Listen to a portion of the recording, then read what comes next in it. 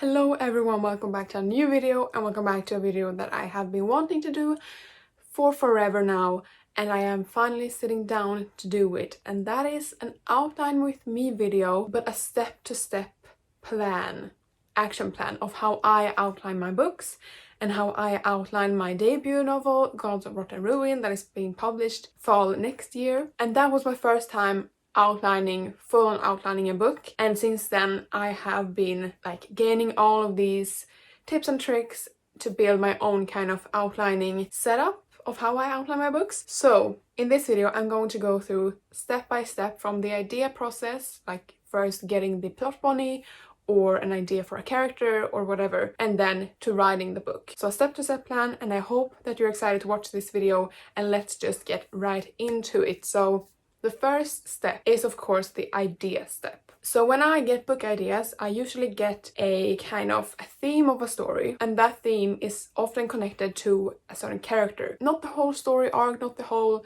character arc or the whole plot, just a small fraction of it when a character does something or something is done to her.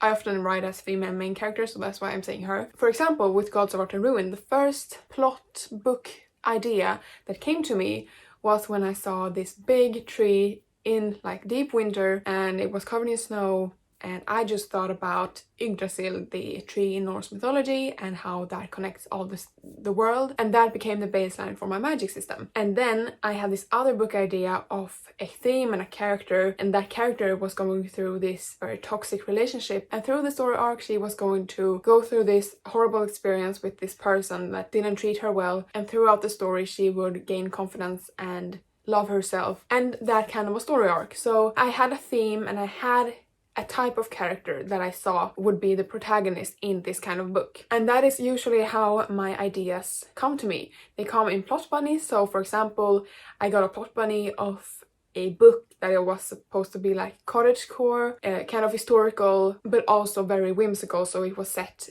at this whimsical old house with these fey creatures or mystical creatures. There was going to be the good side and the good people versus the bad people, and that was the plot idea. I didn't know of my character at the time, I just knew about the place where it was going to set and the plot idea. So when I get those first little inklings and the first ideas for a book, I don't just start outlining the book from then and there. It is very important for me to have more than just a plot bunny or more than just a character before I start outlining or writing the book. So for example, with Gods of Rot and Ruin, I started with the tree and the system. So in my world there is 5 realms connected with each other through the tree, and so the roots in the system go up to build doorways, and you can go through these doorways. I went from the tree and I thought about, well, I do want this to be a story about a human being and then someone that has power over her. And through that I came up with gods. So this step is only happening in my head oftentimes. And I write down on my phone or on a notebook or on my computer, I write down these small little ideas. And I'm thinking about this every day at this point, so I'm writing down every single little small plot idea or a character idea that I get. And I gather them all in one place, and that's when I go to the next step. And the thing that is connected to this is how do you know what you're gonna write next? And it really comes down to this first step, the idea step. I have multiple book ideas a year, but I only tend to gravitate towards 1 or 2.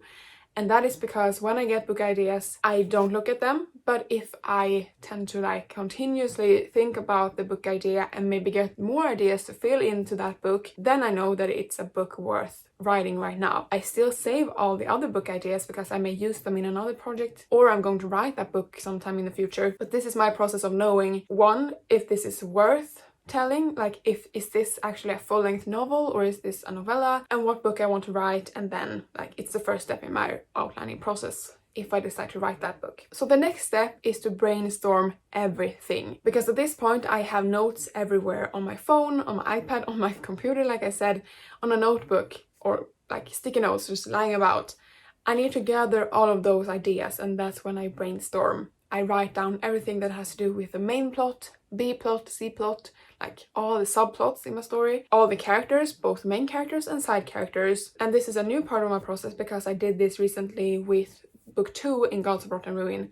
So with that, I brainstormed everything that I just said, and murder mystery and romance, to just have everything in one place. And then when I would later go to outlining the book, like outlining all the plot beats, I'm getting ahead of myself, then the brainstorm was very important for me because I had everything already written out. So I can just put that in the outline and I would already have a lot of the work done. And brainstorming, I feel like, is very good to make you think through your story and really from beginning to end, maybe a little bit all over the place, but think through your story and think through your characters, and maybe you come up with new things when you brainstorm. And it's just a very good step in the process of like writing or outlining or planning a book. And the third step is the character step, and this is so important to do before trying to come up with a plot of your book, because the characters are the reason that the reader wants to continue reading the book. If the character have a weak voice, or the reader don't understand the motivations of the character or why they're saying something or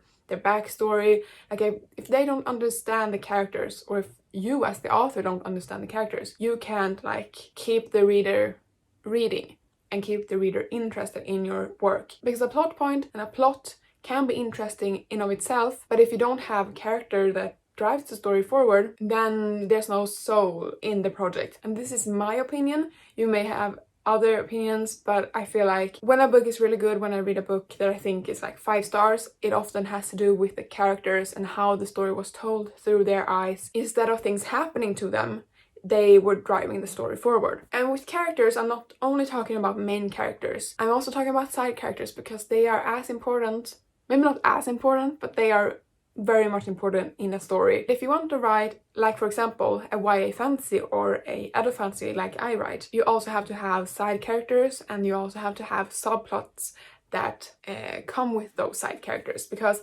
every single person, if you think about real life, every single person has a motive, things that they want, they have things that they need, and they have fears that drives them forward and makes them do stupid decisions because of their fears and what they think about the world. Each step that I'm about to tell you with the characters, I do for both main characters and side characters. But what I want to know and what I'm sitting down and thinking about at this point and writing down is internal conflict. And the internal conflict is what the characters, what they want, what is their goals, versus what they fear. For example, if my goal in life is to be a full-time author, that's my goal in life, but my fear is that I don't want to be judged by people, or I hate to be judged by people and I just want to be a people pleaser and I don't really want to stand out. Those two clashes. And because of like my fear, I'm going to take wrong decisions going towards my goal. And that's like the want and the lie or the misbelief that you tell yourself. That is really what the internal conflict is about. All of these things fight each other all the time in the character's head, like what they want and what they think is gonna happen if they take a sort of step towards that goal. What is holding them back from getting what they want, essentially. And so internal conflict is really important in your main characters because you are in their head. So you have to have this first chapter, you have to know the internal conflict. At least for me, since I don't like editing, I like to hopefully get down the internal conflict and the motivation really quickly. And while building the internal conflict, you have to understand why the character has this fear. So if I have a fear of being judged, and I'm a people pleaser, why am I like this as a character? So you have to look into their backstory and you have to look into their like how they grew up. And these are things that you may not include in the actual story that you write, but these are very important to know when you're writing a character so that you can drop little hints here and there in the novel of why the character is like this. The backstory for me, for example, being a people pleaser or not being judged, I might have had difficulties growing up being judged by people, and that's why I don't want to be like that. I'm not really that good at coming up with things like improvisation. I'm not good at that, but you get what I mean. The role in the story is very important as well. Like, what role has my main character in this story, or a side character? And because of the internal conflicts, they will have motivations, and every single person has motivations that drives them forward and makes them do things. So this includes both main characters and side characters. So I like to do these steps for every single character that I write, and it does take quite a long time. So the characters for me are very important at this point, and it really helps you to gain that upper hand when you write the books, so that you already know the internal conflict and know how the characters are going to react to a certain situation. And that's really all I have to say about that. But the fourth and final step is the actual outlining of the whole book. And here I'm talking the 3-act story structure, because that is what I have been following since the first book that I finished. So the book is separated into 3 acts, the beginning, middle, and the end. And the beginning serves as a kind of build-up to the midpoint. So every single act consists of plot beats that you need to hit, emotional plot beats for the reader to like tag along in every part of your story. So in the first act there is the build-up or the introduction, and that is like a really short plot beat where you have to set up your world and your characters. And right at this point, you need to open up like with the main character's internal conflict and how this shows in their lives and their actions. And then the internal conflict hits, and the internal conflict essentially puts your character outside of their comfort zone. So instead of thinking that they need to hide that they want to be an author, maybe this great opportunity comes along where they can be anonymous and be an author and work for a company or write something. It does take your character outside of the comfort zone because they're going to be judged, but they will be anonymous. So they will still stay on course for their goals. They are working towards being an author, but their fears are kind of being handled. And then, of course, this can be a bigger plot point in the later parts of your book if you are going to write this storyline. And that's just a few of the plot points in the beginning, but in Act 2, there's the midpoint, which can kind of act as a plot twist, which could be, for instance, the leak of my name, for example, if you go with this storyline. And I often hear people talk about the fun and games, and that's also in Act 2, where the characters are kind of figuring out an action plan of what they're going to do next, and the plot point in the middle will kind of flip their plan upside down, and they, coming out of that plot point, they're going to find a new kind of way of navigating their lives. And then we get to the third act. You think everything's great, but then the disaster hits and you have to face that climactic confrontation. So I don't really know if I have to show you, but it kind of goes like the build up to the midpoint, and then it goes down, and then it starts building again to the climactic confrontation, and then it goes off in the end. Like, or if you write a cliffhanger, then it ends at that kind of climactic point. And I just need to point out that I'm not a pro at story structure. This is just what I have been gathering from like watching a lot of YouTube videos, watching and hearing other authors talking about this, and then outlining quite a few books myself. And for me, it's really important for the outline not to be focused on all the plot parts of your book. Like if there's a galactic war, for example, I don't want the outline to be focused on that galactic war, like which sides are winning, which people are dying, if a planet gets destroyed, like I'm talking Star Wars shit here. I don't want that to be a big part of my outline, but I want the character arc to be the front face of my outline. There could be, for example, a galactic war happening, but I need to know why certain events in that galactic war affects my character. So the outline is built on my character's world, and their actions. So for example, the midpoint, it affects my character in a really deep way, and my character has to figure out what they're gonna do next. So it's always them that drives the story forward, and so that the 3-act story structure and my outline is just not every plot beat the character faces something and something happens to them, but with every plot beat my character makes a decision based on her earlier decisions and the consequences of those decisions. Because consequences is a thing that I really need to think about when outlining. In reality, things doesn't happen just because they happen. Like, they don't happen out of the blue.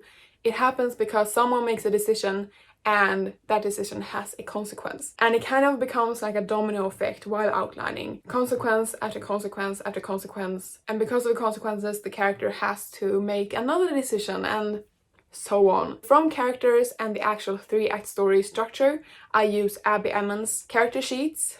She has both main character and side character sheets, and I also use the 3-act story structure that she has. So the 3-act story structure that she uses, I think, is inspired by story genius, maybe Save the Cat, I don't know. There is a lot of other story structures, like a 4-act story structure, Save the Cat story structure, I don't know if that is 3 acts. But I use Abbie Emmons, and I have been using it since that first book that I actually outlined and actually finished. It's not a great book, don't get me wrong. I decided that I wanted to have 2 POVs separated, like one person over here, one person over here, they don't meet until the end of the story. Not even then. Like, they meet for a scene and then they separate again. So that was not a great decision, but trials and errors, you guys. Trials and errors. But it was because of the outline and the character sheets that I used that I actually was able to write a damn story and finish it. So I will, of course, link Abbie Emmons' website in the description below and her YouTube channel, because it was her YouTube channel that I found first, and through her videos I found out that she had done templates for me to use and for all of you guys to use. So I can link all of that in the description below, and you can use that if you are inspired by my outlining process. You can use that and try it out as well and see if it works for you. So then the thing that's left is to write and then edit and then edit and edit and edit the book. The outlining and the writing process, I feel like, is the most easy part. That's the easiest part for me, at least. So that was everything that I do to write a novel. I usually sometimes tend to do an additional step, and that is to do a mood board for my story and a mood board for certain characters if I want to. And that is something that I do very early on before I start outlining the book, where I go to Pinterest and I search for pictures that inspire me and represent the story in a certain way. I can pop up a picture here of the mood board that I did for the project that I'm writing right now, but that's not really part of my outlining process, so that's why I didn't talk about that in this video. But I have a few videos, or one video up on my channel, where I do a mood board and you come with me and we talk about it. I can link that in one of these corners and also in the description below. And I also want to tell that I have quite a few videos of myself outlining the book, and those videos are not sit-down videos, those are vlogs where you come with me while I actually outline. I did one for God's Rotten Ruin, the book that is being published. I can link that in one of these corners, also in the description below, and then I can also link the other videos down in the description. So with that said, thank you so much for watching this video. I hope that you found it kind of interesting or inspiring. I hope that you learned something or felt inspired, at least, to outline your own books. So leave a like, a heart, and comment below and let me know how you outline your books. What is your process going through all of this? Or if you don't outline, let me know how you do it. And subscribe, because I post a new video every week, every Thursday, and I'll see you in the next one. Bye!